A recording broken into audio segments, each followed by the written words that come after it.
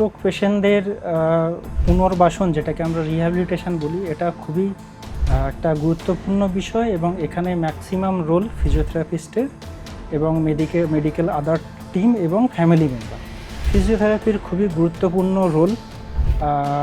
After 48 hours আমরা বুঝতে পারি যে তার কতটা ইনভলভমেন্ট হয়েছে, বডির কোন সাইডে বা কতটা এফেক্টেড, কতটা দুর্বলতা এসছে বা স্টিফ হয়েছে কিনা বা টোন চলে গেছে কিনা, মানে একদম হাত পা ছেড়ে দিয়েছে কিনা, এগুলো অ্যাসেসমেন্ট প্রাইমারিলি করা হয় এবং তারপরে আমাদের ফিজিওথেরাপি ট্রিটমেন্ট শুরু করা হয় এবং ফিজিওথেরাপির দ্বারাই, এক্সারসাইজের দ্বারাই পেশেন্টকে আগের জীবনে ফিরিয়ে আনার চেষ্টা করা হয়। যখন স্ট্রোক হয় তখন আমাদের হাতে বা পায়ে দুর্বলতা আসে, কথা জড়িয়ে আসে, মুখ একদিকে বেঁকে যেতে পারে এবং জল খেতে গেলে মুখের কোণা দিয়ে গড়িয়ে পড়ে। এইগুলি প্রাইমারি লক্ষণ, মানে প্রাথমিক লক্ষণ যে স্ট্রোক হচ্ছে। স্ট্রোকের ক্ষেত্রে আমরা প্রথমে পেশেন্টকে অ্যাসেস করি যে পেশেন্টের কতটা শক্তি, মানে মাসেল পাওয়ার আছে বা তার কী ফাংশন লস করেছে এবং সেই অ্যাসেসমেন্টের অনুযায়ী আমাদের বিভিন্ন রকম এক্সারসাইজ প্রোটোকল আছে এবং এক্সারসাইজ প্রোগ্রাম সেট করতে হয়। স্ট্রোকের ক্ষেত্রে ফিজিওথেরাপি দরকার হয় সেটা আমরা অনেকেই জানি না। আজ সেটাই জেনে নেব ফিজিওথেরাপি স্ট্রোকের ক্ষেত্রে কতটা ভূমিকা রাখে এবং এছাড়াও বাড়ির লোকদের কতটা ভূমিকা রয়েছে স্ট্রোকের ক্ষেত্রে। নমস্কার, আমি মৌপ্রিয়া এবং আমাদের সঙ্গে এই মুহূর্তে রয়েছেন গৌরীদেবী হসপিটালসের ফিজিওথেরাপিস্ট রূপন কুমার বেরা। স্যার, আপনাকে অনেক অনেক স্বাগত জানাই। নমস্কার, আমি Rupan Kumar Bera, consultant physiotherapist, Gouridevi hospital. Sir, যেহেতু আমরা স্ট্রোক নিয়ে কথা বলবো তাই প্রথমেই জানতে চাইবো স্ট্রোকের প্রথম লক্ষণগুলি কী কী?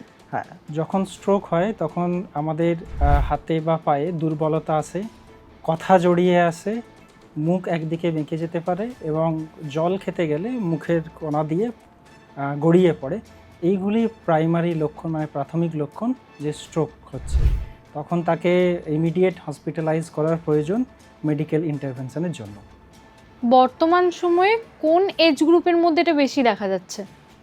বর্তমান সময় দেখা যাচ্ছে যে 50+, মানে 50 থেকে 70-এর মধ্যে বেশি স্ট্রোকের প্রবণতা দেখা যাচ্ছে। এখন তো কম বয়সীদের মধ্যেও দেখা যায়।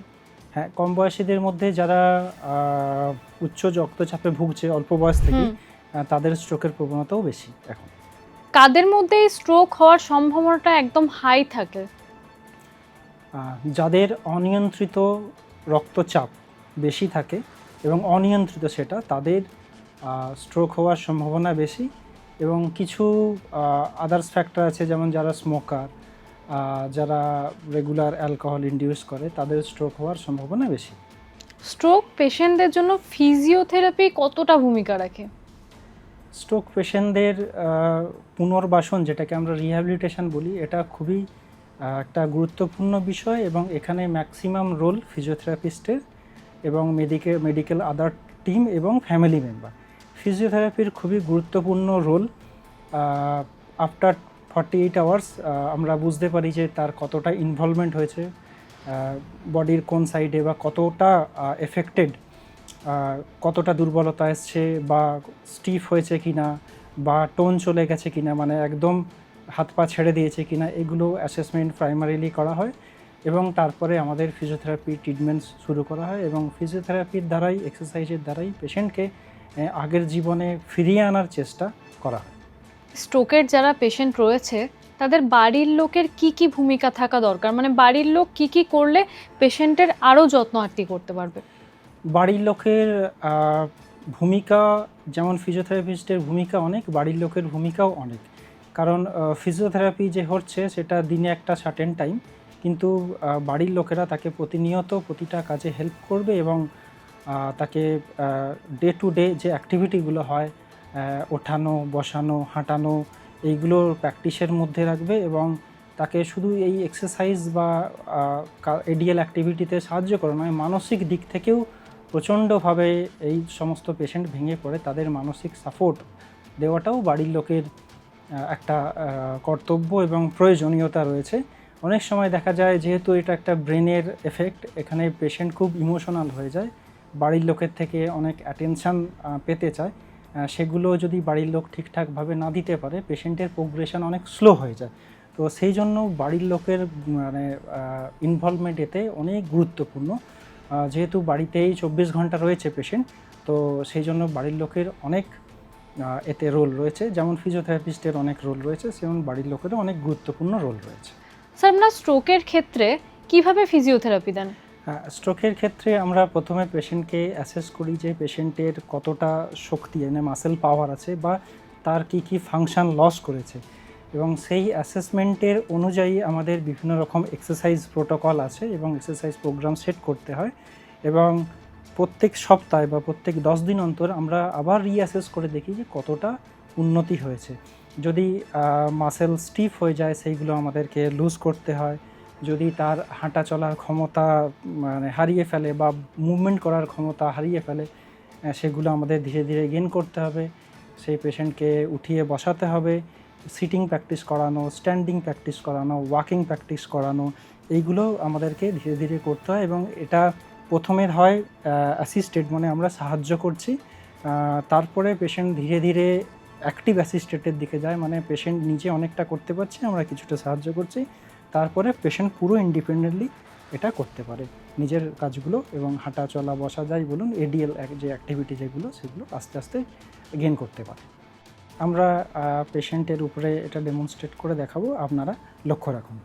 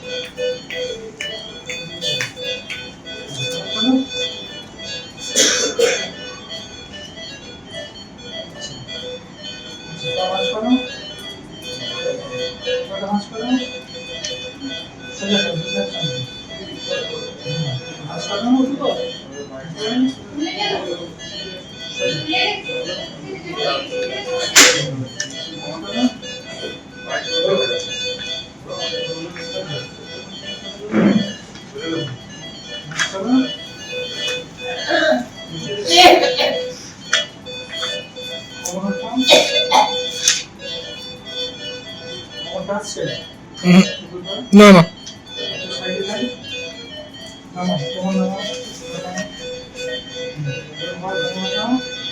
আসছে।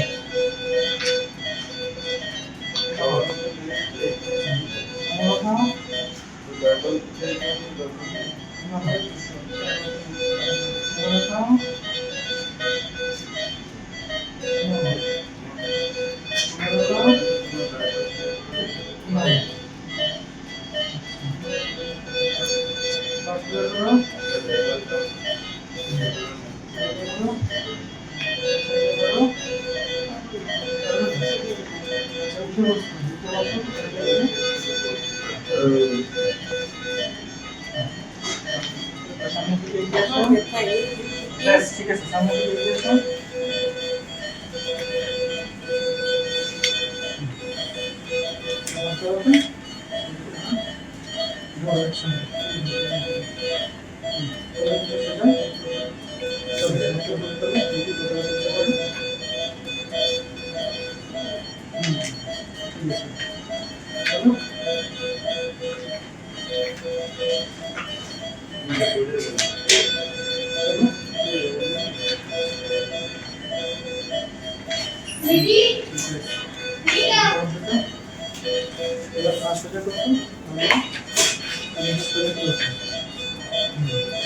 আসুন।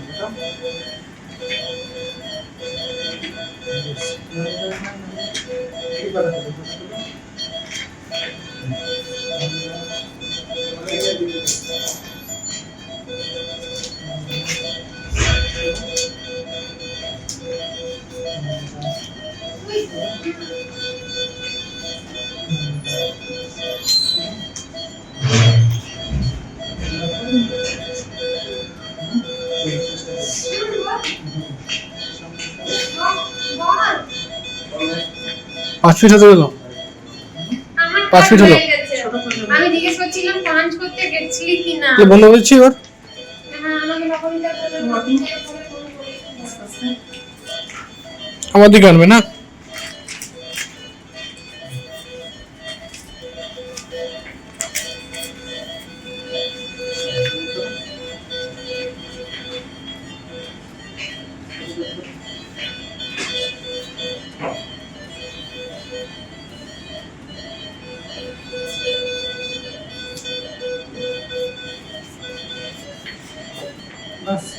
আপনারা শুনলেন আমাদের বিশেষজ্ঞ ঠিক কী বললেন।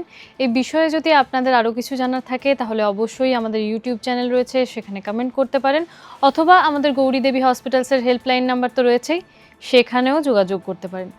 স্যার আপনাকে অনেক অনেক ধন্যবাদ।